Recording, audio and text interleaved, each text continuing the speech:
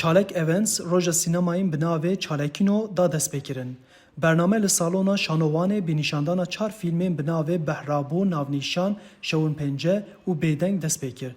Hejmarek Fîlmhez beşdarê nîşandanan fîlman bûn.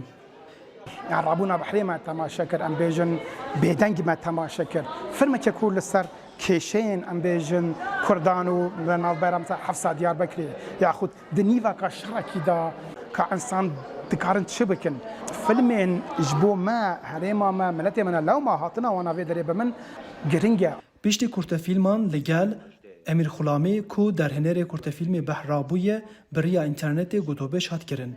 Fîlmhezên bajarê Wanê dê bi rojên fîlman li 14 fîlmên Kurdî temaşe bikin ku 9 ji wan fîlmên dirêjin û 5 jî kurtefîlm in.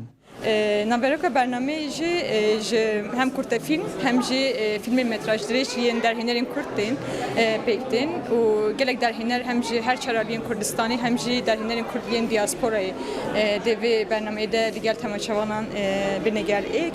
Rêvebirê Çalek Eventsê Wanê armanjdayan dibêje ku ew dixwazin bi çalekiyên sînemayê pêkaneyên sînemayê bînin cem hev û sînemaya Kurdî pêş bêxin.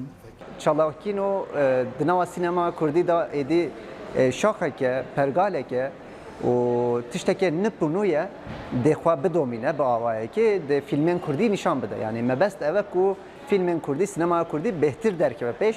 Em dixwazin her meh dîsa fîlmên Kurdî bêne nîşandan û dîsa em gel derhênerên Kurd bi axwin civatekê bigerînin. Rêveberiya Çalekîn Wênsê roja sînemayan diyarî dayîkên Şemiyê kir ku ew dayîk nêzî 30 salin her hefteyê derdikevin qadan û daxwaza peydakirinên windahiyên xwe dikin.